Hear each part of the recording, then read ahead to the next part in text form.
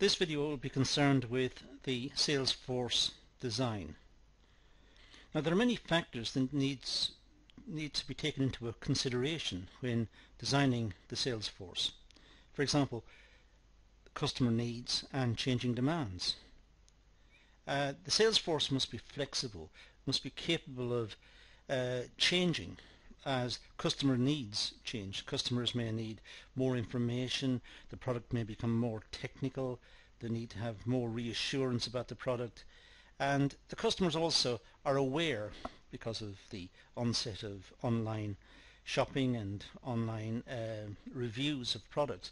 Customers know what the products can do, know what they expect of the products, they're more informed, and the Salesforce must be able to meet that and be able to deal with it, deal with more sophisticated questions, more perhaps technical issues, and give reassurance as to the capability of the product to meet those requirements.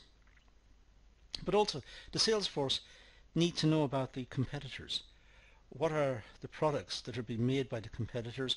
What are their attributes? What are their prices? What's their strengths and their weaknesses? So the Salesforce need to be aware of what's happening in the wider marketplace, not just for their own product in relationship to the identified target market that they are working with. They must be more informed about the competitors, not just the competitors domestically, but what's happening internationally, because we live in a globalized world. Changing market demands and size is something that they should be also aware of.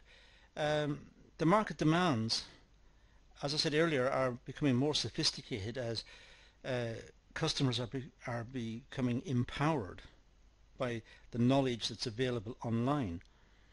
But there's also the changing demands because customers expect modernity, they expect newness in the product.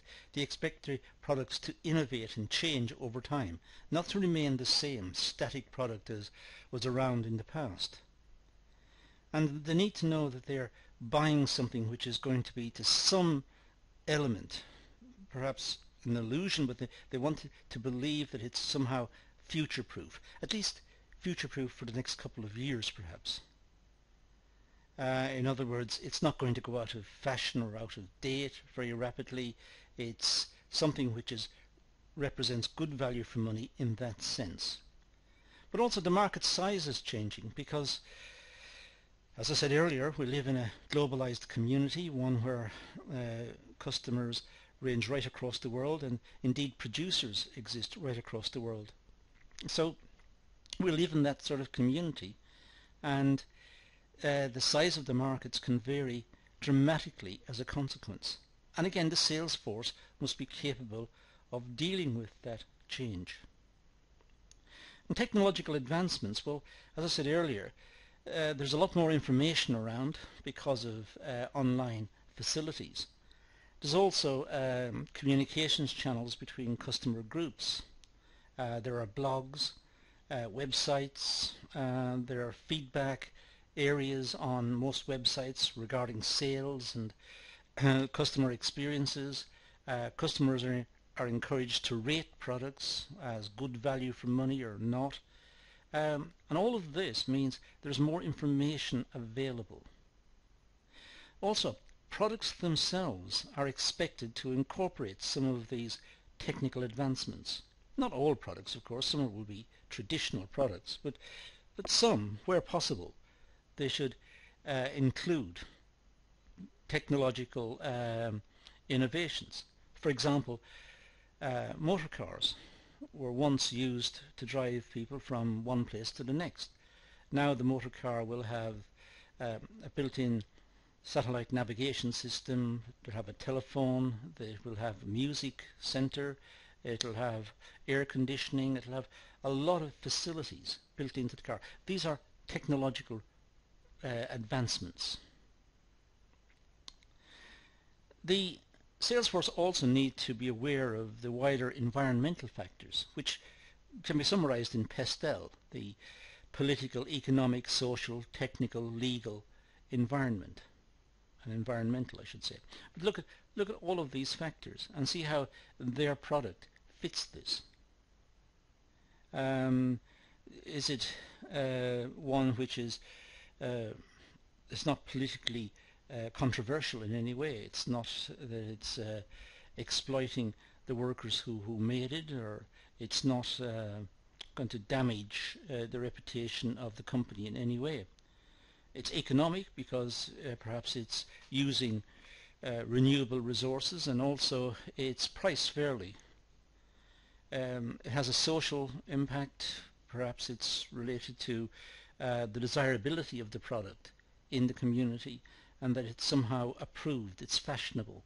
It's a product which the community, the wider community, can accept and enjoy using.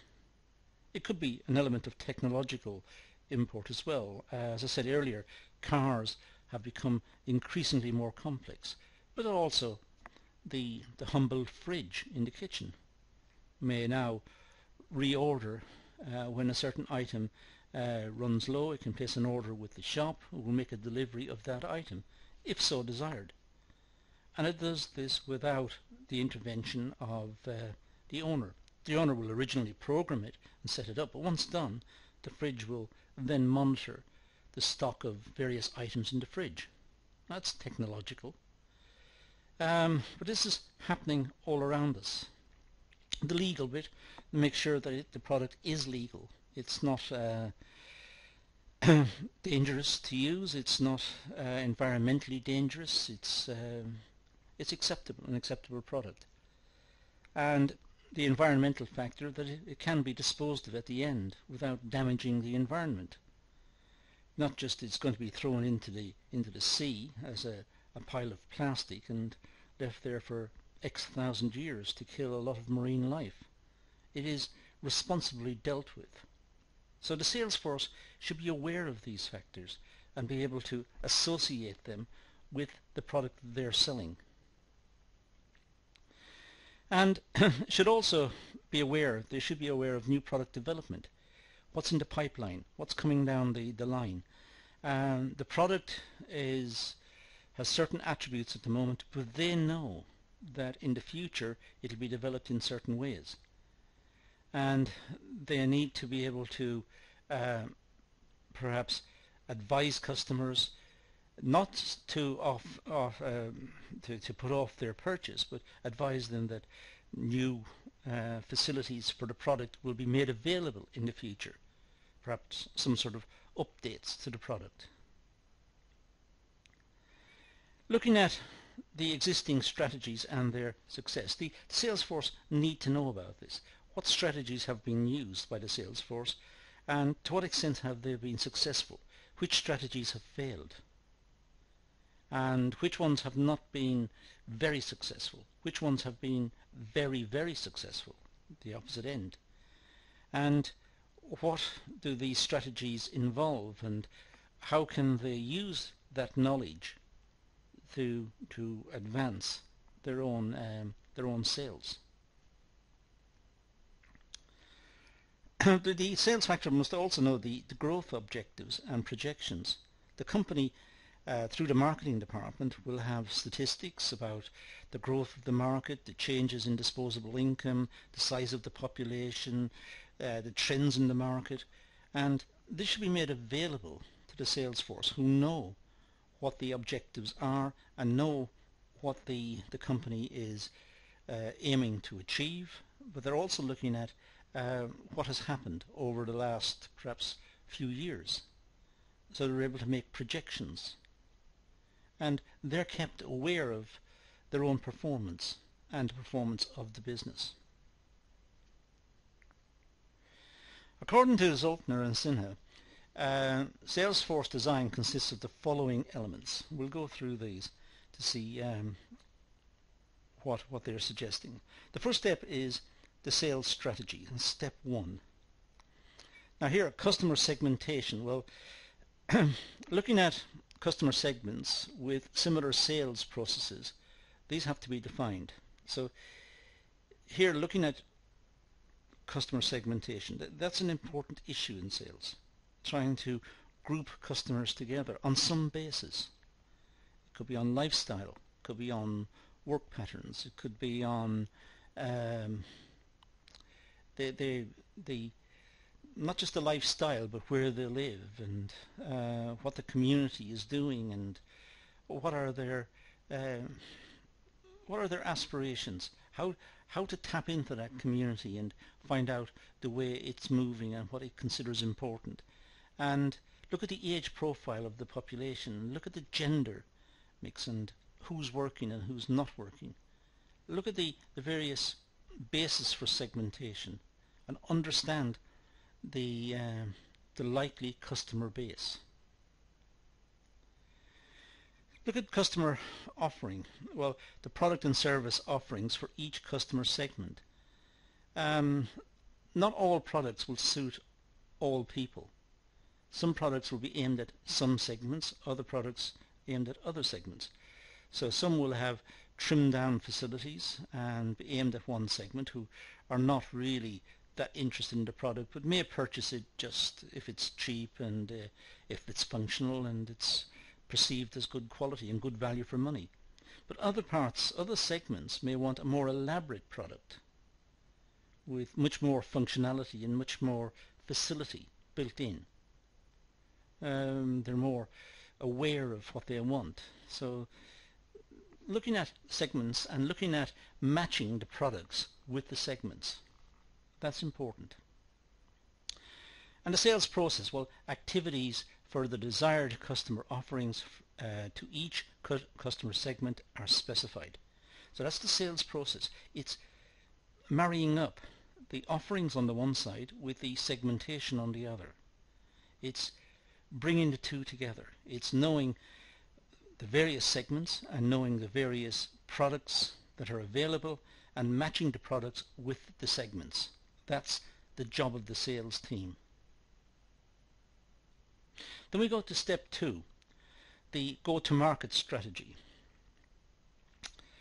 Well, sales and marketing channels. Well, channels including the sales force for each customer segment are specified.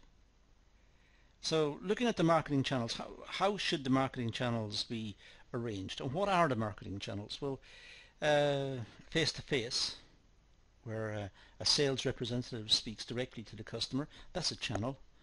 It could be a marketing channel could be the dissemination of information electronically through websites, emails. It could be television information. It could be radio. It could be posters. It could be even the sponsorship of local community events, such as a sports day. So this is the contact with the community. And once the organization has made the contact with the community and with the various segments that it wants to address, then there is a linkage between the two sides. Step 3 is the Salesforce design. Well, the Salesforce structure, the degree of and nature of specialization, roles, reporting, relationship, control and coordination mechanisms. So what is the Salesforce structure? It may be that it's multi-structured. It could be that there are very generalist sales staff who are pleasant, affable, approachable people, but whose job it is just to make the initial contacts and then pass on that lead to a more specialist salesperson. It may be the sales team will have these more general people just to make contact, just to find out, just to have a presence in the market, to represent the business, to watch, to understand who's doing what, and then make contact with that person and arrange a more detailed meeting with one of his or her colleagues who will take over the lead and make it into a customer and make it into a sale.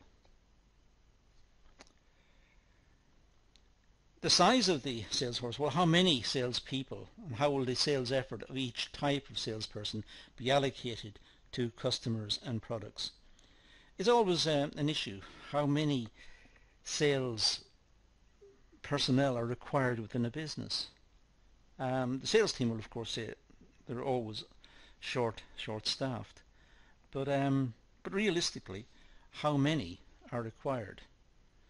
In other words, we're talking here about a type of productivity. How productive are the sales team, and if there were more of them, would it be worthwhile? Or perhaps they're already overmanned. There's too many of them at the moment. So there's a tension there, and the management, the senior management team, must look critically at the size of the department in consultation with the head of marketing, and making sure that the assets that they've got, the human assets they've got, are effectively deployed in the marketplace. That they recognize the segments, they're able to address the needs of the segments, they have the information and the communication skills to do so, and there's enough of them there to do it and to make the sales that are necessary for the organization to sustain itself. So there's an alignment of responsibilities. Who will cover which customer and with what products and activities, and how will the sales force be deployed geographically?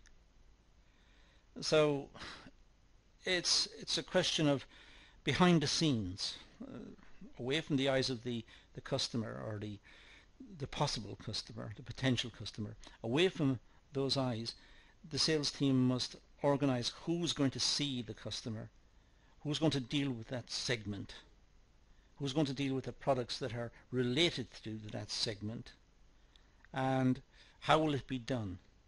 And it should be done smoothly and efficiently.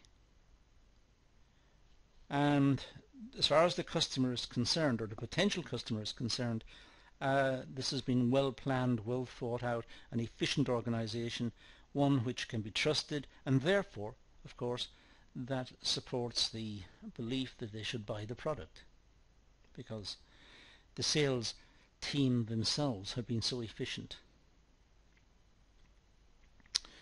Now the sales force design, well, the sales force structure, well, the focus is to allocate roles and activities amongst the sales team to make sure that the skills and competencies within the sales team are matched with the requirements of the sales team.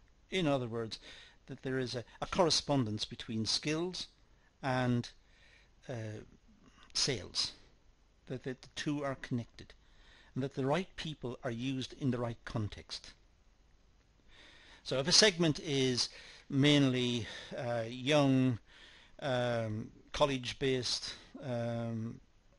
customers or potential customers, the sales team should be, generally speaking, quite young and quite active and knowledgeable about what's going on in that segment of the community, so that they're able to speak confidently to those individuals, to those customers or potential customers, and to make sales in that way. The purpose of the sales force structure is to carry out and control activities which enable the organization to achieve goals, growth, and customer needs. So the whole idea is that the sales team should be able to make the sales, the organization should grow, and the customers benefit because they're getting support and knowledge about the product. They're being dealt with efficiently and professionally. So everyone's a winner if it works as smoothly as anticipated. An organization structure provides an overall picture of the sales team, their activities, roles, reporting, and relationships. So having a good organizational structure within the marketing department, I should say, having a good organizational structure enables members of the sales team to see who is responsible for what, who's working on what, which products are being handled by whom, where the market is, what are the segments, how is it possible to access and contact the segments, who's within the segment, what are the attributes of the segment in terms of disposable income, purchasing power. So it's information, but it should be organized and accessible, easily accessible to the sales team, so that they are able to allocate themselves, as well as being allocated by the manager, but they're able to allocate themselves and suggest where their skills and competencies can best be used. They're helping the manager to make more rational decisions about the allocation of the sales team. The size of the sales force, as I mentioned earlier, a bit more contentious, because the sales team, of course, will say they always need more, and so will the sales manager, the departmental manager. But it depends on, the sales force structure depends on the size of the sales force. It may be possible to have the division of labour within the marketing department, where some members of the sales team are specialists in certain products, or are knowledgeable about certain geographic areas or certain segments.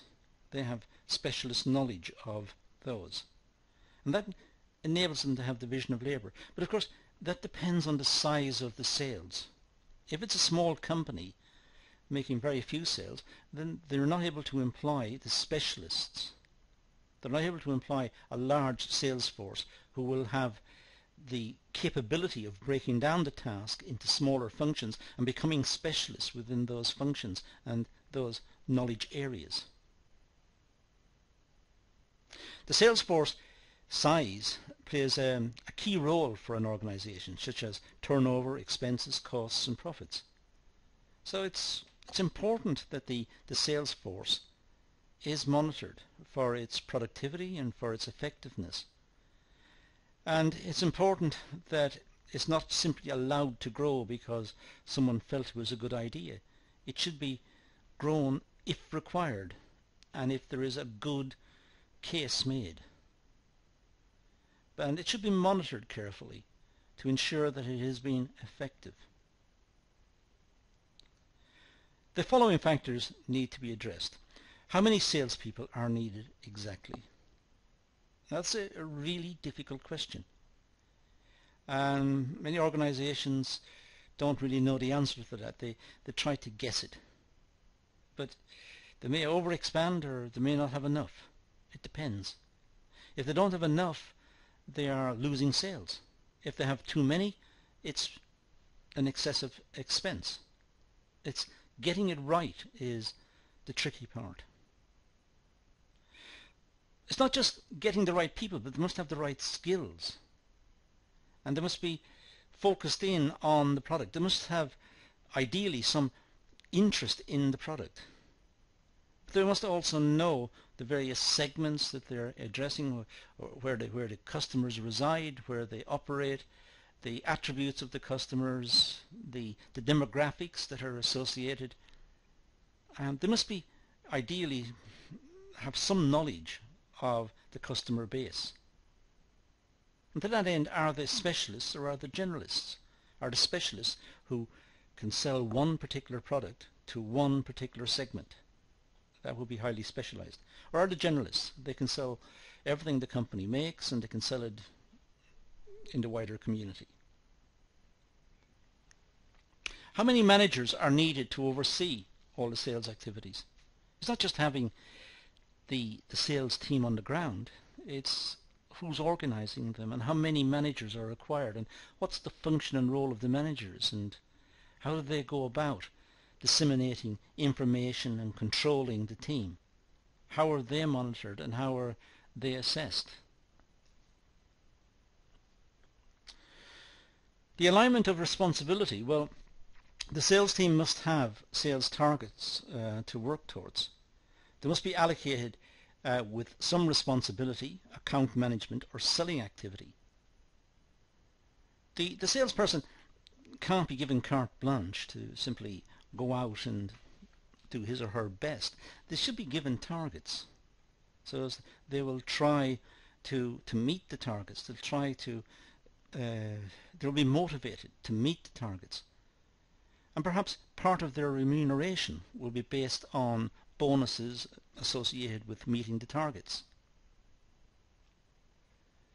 The sales team can be allocated selling targets based on postcode, geographic coverage, target customer groups. So it depends on how the sales team are organized. They could be organized, as I said, by geographic coverage. Certain members of the team assigned to a particular city or a particular region or a particular country, and they try to get sales within that area. But there must be some rational basis for the allocation of the sales team. Specialized accounts need to be managed more carefully. Perhaps specialist software for a particular industry. Sometimes within very specialist markets, perhaps within engineering, where products are very expensive and also a great deal of attention is paid to tolerances and to communications with the buyer, very specialized accounts need to be kept. Sometimes engineering companies are in a supply chain, and supply chain have very rigorous requirements of each level, and these must be monitored and checked and ensured that the tolerances and the specifications are precisely as was required.